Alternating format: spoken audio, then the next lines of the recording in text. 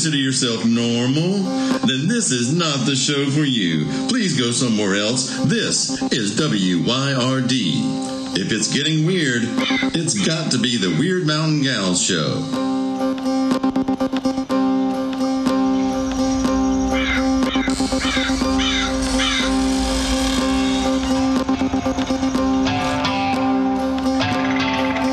You're listening to Byron and Alicia, the Weird Mountain Gals. It's the next episode of Weird Mountain Gals with Byron and Alicia. We're here at the little house, Eating chocolates, drinking tea, making snarky comments, listening to good music, and pontificating. and enjoying the heat that is on and warming up the house. It sure is. It's finally fall Finally, out here in the Appalachian Mountains. I thought it would never come. You thought it would never come, I know. We went out here in western North Carolina. We went from summer to early winter with really rare form, as they say, last night. Huh. Was I? I love doing that ritual. It was my favorite. a very powerful ritual. It was cathartic. I was looking around at one point, because that's what I do, observe, and realize just how cathartic it was. Mm-hmm. It was moving. I was noticing that there were so many people crying. Next year, I need to make sure we got tissues Yes, ma'am. for people. Yes, ma'am. So the ritual that we're talking about is the ancestor ritual. Mm-hmm. Tell us about it, Byron. Well, I'm chewing chocolate, so hang on. We have been doing this thing for, we figure, close on 22 years. Every year, we do an ancestor vigil. And in it, we honor the people who have died in the past year. So the recent dead. We honor the long dead, so your ancestors. We honor the people who have been killed due to religious persecution. We do chanting, singing, all that stuff. Commemorating. Bell ringing. It's lovely. I love doing it. Some humming. Yep, every year I say, I don't care if anybody shows up, because I'm not doing this for anybody. I'm doing it for the ancestors. So if I just laid up a beautiful altar and lit all the candles and nobody showed up for it, I'd be okay with that. Now the reality is, well, we have 100 people last night. We had a lot of people last night. So people show up because they want to do that. They want to remember their beloveds that have died. And they did. They did. I listened to some comments, and specifically some reasons that people showed up. Mm-hmm. And it was a moving experience. It really was. So y'all, this ritual, this vigil, excuse me, it's not really a ritual, it's the vigil. This has a long-rooted tradition in Appalachia, wouldn't you say? And way far back before just Appalachia. Well, we do death well here. And I say that because in American culture in general, we don't do death but so well.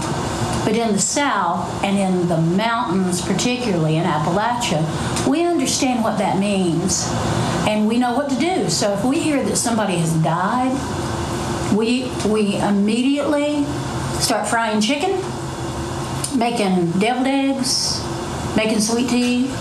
I would go to the house. And people outside this culture don't get that because they figure people in mourning need to be left alone with their grief, and we don't cotton on to that. We figure if your loved one has died, you're going to need some people there to distract you. You're going to need food in the house. You're going to need all that stuff. You're going to need some help. Yeah, and there's always the person who has the story of the death. Yes. So you get there. I'm writing about this in my new book. You get to the house with whatever you brought. And it used to be you made stuff in your kitchen. So you fried up a chicken, you made potato salad, whatever. So it took a little while. But now people just go by the grocery store and they pick up whatever they need. And then they go on over to the house with it. But anyway, you get to the house and there's going to be somebody there who will tell you the last few days of that person's life, how they die, the funeral arrangements as they stand right then. And people, they think, oh, I don't want them to have to repeat that again. No, that's what they need to do, and that's their role. And if you take their role away from them, then their grieving process doesn't really get to commence. It's all about the grieving process. Absolutely. And what people expect from it as well, because they know these customs and they know what to expect. Yep, they do. And banana pudding and strong coffee. And somebody's going to come in and try and clean your house every time. That's right. And they're probably not going to ask you about it, but they're going to go into the bathroom and make sure the hair looks okay, and they're going to notice maybe the toilet needs a little work, or they need to, and they're just going to go to the kitchen and get some paper towels, and they're going to look under the sink, and they're going to get some Windex or whatever, and they're going to go in there and clean it up. That's exactly. Yeah. Sometimes they'll clean the whole house. Yeah. Well, how many times have you stood in the kitchen and you've heard the story of the death now? So you are in the kitchen and you're just washing dishes. You're just collecting up Solo cups and you're rinsing them out and putting them where they can be recycled. Yeah. Yeah. Making room in the freezer. Making room in the refrigerator. Making room in the refrigerator. Making sure. And, some places, some households are teetotal. So you got to make sure that the sweet tea is in the refrigerator and that there's ice in the ice trays, or that the ice maker's working or whatever. And then some places are not teetotal, and there's going to be a cooler somewhere that's got some beer and ice in it. And you just keep putting beer in. I mean, everybody has a job to do, but sometimes your job is just to stand as witness and to hear the story. Sometimes your job is to gather people together to come over there as a tribe and just sit with them. Yep. That's been a recent one. And sometimes your job is to just go sign the book. Yep. That's right. And some of it depends on how close you are to the family. And a funeral's a funny thing. It will solidify a good family relationship. So if you haven't seen your cousins in a few years and you're feeling a little bad because you haven't seen them, you're going to see them at their mama's funeral, and they'd be hugging and laughing and all that stuff. But the other thing about it is that a funeral will also split a family apart. And I've seen that happen more than once, where they've all been through the whole process and they feel like somebody is getting something they're not getting. Somebody's wronged somebody. Somebody's wronged somebody. How could you take that bookcase? That's always been my bookcase. That's right. It's awful. I'm laughing, but it's not funny. No, it isn't. I talked to a woman a couple years ago, I guess. I met her at a festival, and she was out of the country when her beloved grandmother died, and she got back, and that house was stripped. Wow. There was not anything worth having that hadn't been taken. And the one thing she got was the spice rack. And it was one of those old-fashioned ones, and it was kind of smudged and dirty. And that's what she got. And she was happy to have it because her grandmother had taught her how to cook. Oh. And she thought of all the things to have left behind for her, that was perfect. That isn't. But it happens more often than not. It does. People come in and just strip the place. The older you get, the more of these stories you have. Yeah. You were telling me that, and I was flashing back on this incident, this incident, and this other thing. And I was saying, no, I better not say it right here in front of everybody. Right. Well, and there's always the weird fight, like the fight about the family Bible. And there've been like 11 kids in the family, and this is the last one to die, and she's got the Bible. Well, who gets the Bible next? Well, does her oldest daughter get it, or does somebody? It's just always a mess. I don't even know how to answer that. I'm shaking my head right now, and again, I'm just going, no, I'm not going to tell that story. No, I'm not going to tell that story. I'm not going to tell this story. I just came so close to telling a story that I do not have any right to tell about the family Bible. If you're listening, my family, I know who has it, and I know I'm supposed to have it. So there you go. There you go. There you go. That doesn't go away, does it? No, it doesn't. And what would I do with it? I just know there's some dates and information in there I'd like to see. I just like to see the family Bible. Yeah. And then I'd give it back to the Christians who own it. That'd be fine with me. What can you say? Well, here's the thing about the family Bible. It was a much bigger deal than it is today. Yeah. People don't have family Bibles today that I know of. Not many people anyway. But the family Bible was kind of like the Google hub for those digital people out there. Yeah, exactly. It had it had a record of events. It had newspaper clippings and recipes and photographs and you name it. Love letters from World War I. Yeah, I mean, all kinds of stuff happens in a family Bible. Well, I want to go back just for a minute to talking about the death, because I was in the Poconos teaching a class last week, and I was telling the story that we just told you about how we do death in the Southern Highlands. And this woman she's a psychologist, and she works with PTSD and grief processes. And after the class, she came up to me and she said they are discovering in treating PTSD that if the person to whom the trauma happened has a good listening ear, listening to the story, that the more they tell the story, the easier it is to step back from the actual trauma and heal from it. And she said, so we're just now discovering how important that is, but obviously culturally in Appalachia, we knew that the more you talked about it, the easier it was going to be both to accept it and to also start the real grieving process. That's exactly So that was good to hear. Well, and I was not around for the pre-funeral home era when we took care of our own, so to speak. And ever since I was born, so okay, I'm 55, I'll just say it. And in the last 55 years, it's primarily been an issue of the funeral home takes care of everything. And you walk away from it, and that's such a shock sometimes. I think, but I also think it is such a convenience for people, especially now. It's just so much more convenient to let them handle all the details, because there's a lot of details. When somebody dies, there's a lot of legal stuff that has to be taken care of. I mean, it used to be back in the day, which was before my day too, that somebody died at home, and then the women would clean the body and put on grandma's best dress or whatever on her, comb her hair and all that. And the men would be out in the barn with planks, building a coffin, and if the weather permitted, they'd go dig the hole. And when the preacher got there, then they would bury little grandmommy. And that it's very natural and very kind of simple, and grief is immediate that way. Well, and that's the vigil too that came into play. At that point, you had somebody sitting with the body. Absolutely, a body was never left alone. Right. Because it was bad manners, but there was also a superstitious quality about that. And generally, they were laid out on a table. Sometimes it would have been the big old kitchen table, and that would have been brought into the parlor or brought into whatever big room they had. Sometimes it was a door, wasn't it? Sometimes it was a door on sawhorses.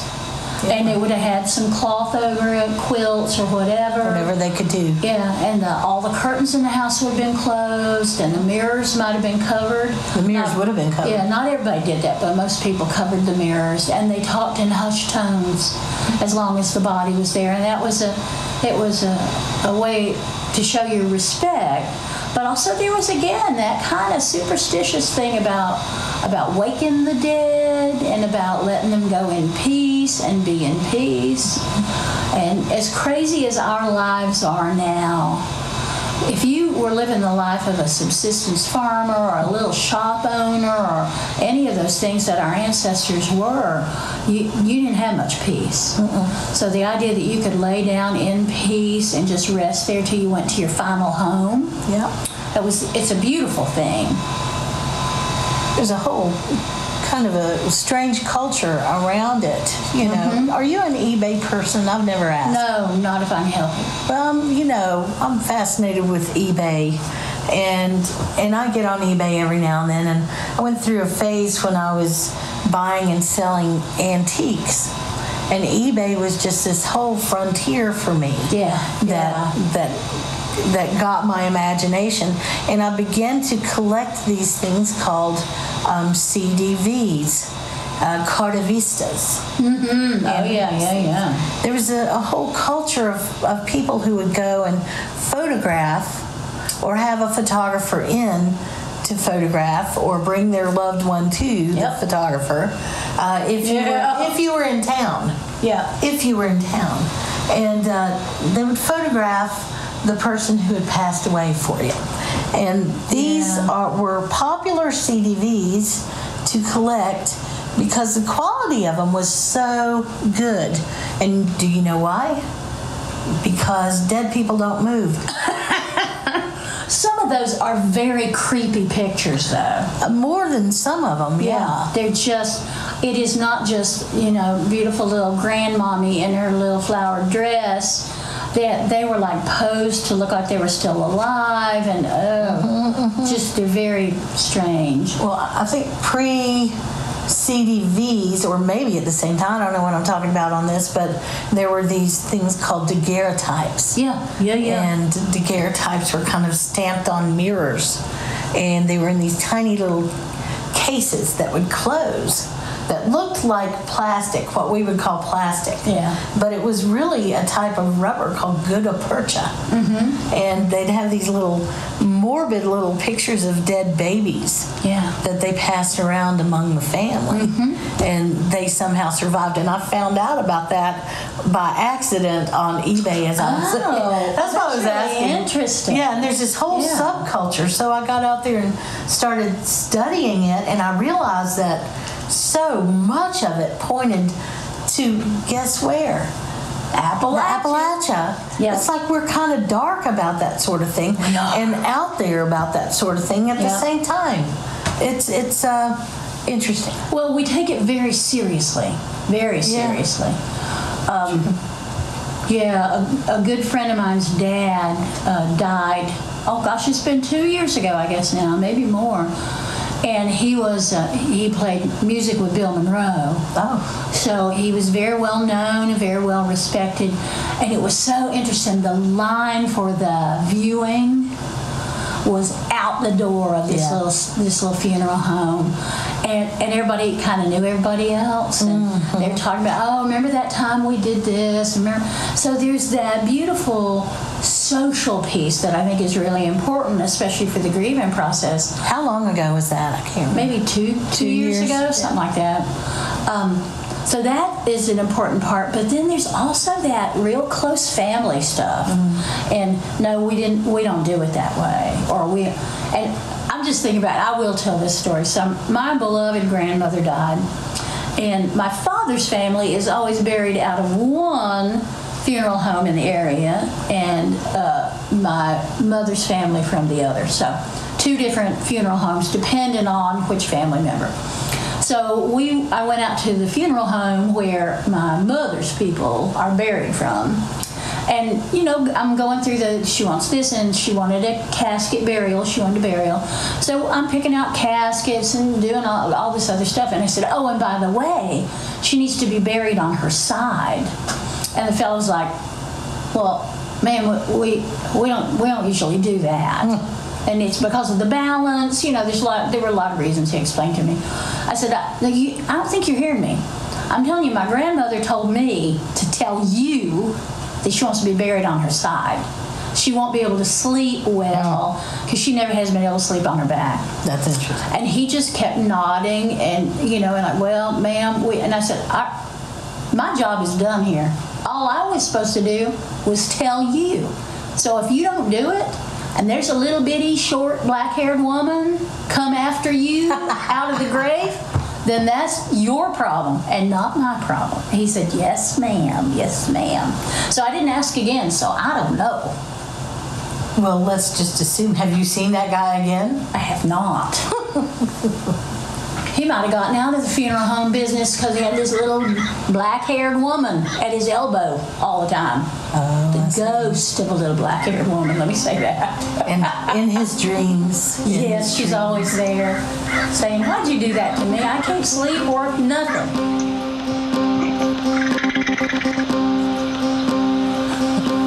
Hey, thank you for spending your time with us here at Wyrd Mountain Gals. We sure do appreciate it. You know, I know time is the most important thing we have, so I promise that if you take your time to listen to us, we'll take our time to continue to be weird. Many thanks to SunSlice Records for all the help. We couldn't do it without you, Craig. Check out our social media for information, community, or a few laughs. WYRD Mountain Gals.